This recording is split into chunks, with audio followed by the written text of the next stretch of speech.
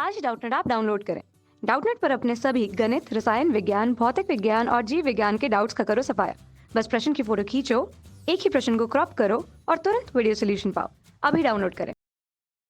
दिया गया प्रश्न है, एक अवतल दर्पण के ध्रुव एवं फोकस के मध्य रखी वस्तु के प्रतिबिंब के बनने का किरण आरेख खींचिए।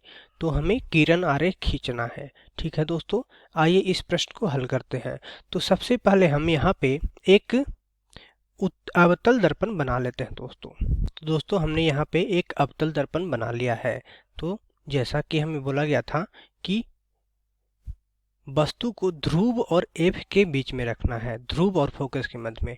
तो हम वैसे ही एक वस्तु को मान लीजिए कि आप ये एक वस्तु है, हमने यहाँ पे रख दिया है। तो इस वस्तु का प्रतिबिंब बनने के लिए हमें किरण आरेख खींचना है। तो दोस्तों हम एक किरण लेते हैं जो ये मेरा अक्ष है, इसके समानांतर मान लीजिए कि आपतित हो रही है। तो हमने एक किरण ले लिया दोस्तों जो कि अक्ष के समानांतर आपतित हो रही थी। तो ये किरण परावर्तित होने के बाद फोकस से गुजरती है, ऐसा हम जानते हैं दोस्तों। तो परावर्तन के बाद ये क्या होगी, फोकस से कुछ इस प्रकार गुजरेगी। तो पहले स्टेप में हमने क्या किया दोस्तों, पहले स्टेप में हमने किया कि एक किरण किरण दर्पण के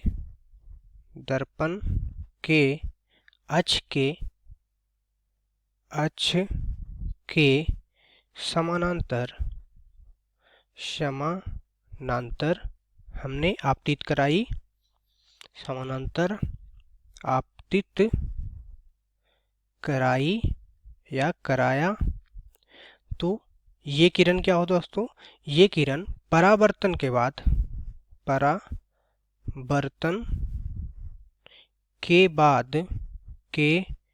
बाद फोकस से होके गुजरेगी, फोकस यानी एफ से गुजरेगी। ये मेरा स्टेप नंबर 1 हो गया दोस्तों। स्टेप नंबर 2 में हम क्या कर रहे हैं दोस्तों कि ये एक हम किरण ले रहे हैं जो कि इसकी वक्रता केंद्र सी से होकर गुजर रहा है।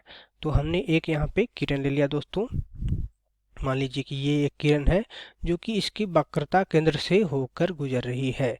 तो वक्रता केंद्र से होकर गुजरने वाली किरण उसी रास्ते पे लौट आती है। तो इसे हम लिख लेते हैं, ये मेरा क्या हो जाएगा, एक किरण हम वक्रता केंद्र सी से पास कराया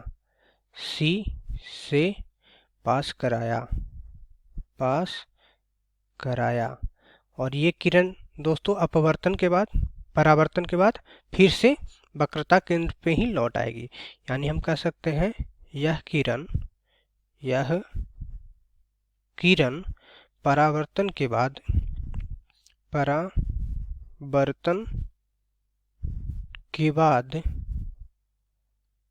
अपने ही रास्ते पे लौट आती है, रास्ते पर लौट आती है। अब हम क्या करेंगे दोस्तों, इन दोनों अपवर्तित किरणें, ये मेरा पहला जो किरण हमने आपतित कराया था, ये मेरा अपवर्तन के बाद फोकस से पास हुआ था, ये इस प्रकार अपवर्तित हुआ था। तो एक मेरा ये अपवर्तित किरण है और ये मेरा दूसरा अपवर्तित किरण है। इन दोनों को हम पीछे की ओर बढ़ाएंगे। तो दोस्तों इन दोनों अपवर्तित किरणों को हमने पीछे बढ़ाया, तो यहाँ पे आके ये मिल रही है। तो यहाँ से हम क्या करेंगे, यहाँ से एक लंबवत गिराएंगे, यहाँ से एक लंब रेखा हम गिराएंगे जो कि मेरा अक्ष पे आए। तो ये मेरा जो बना दोस्तों, ये मेरा प्रतिबिंब बन गया।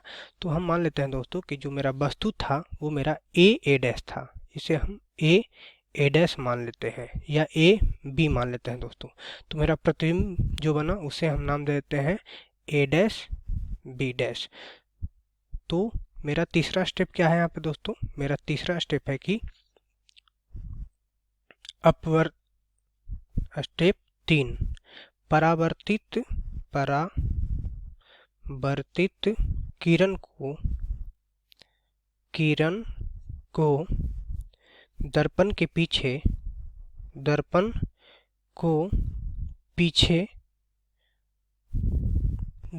पीछे बढ़ाने पर यह बिंदु बी डैश पर मिलती है। तो हमने जब इसे पीछे बढ़ाया तो यहाँ बी डैश पे मिली और यहाँ से हमने एक लंब खींचा तो इस प्रकार मेरा बी डैश ए डैश वस्तु का प्रतिबिंब बन गया। तो स्टेप 4 में हम लिख सकते हैं कि इस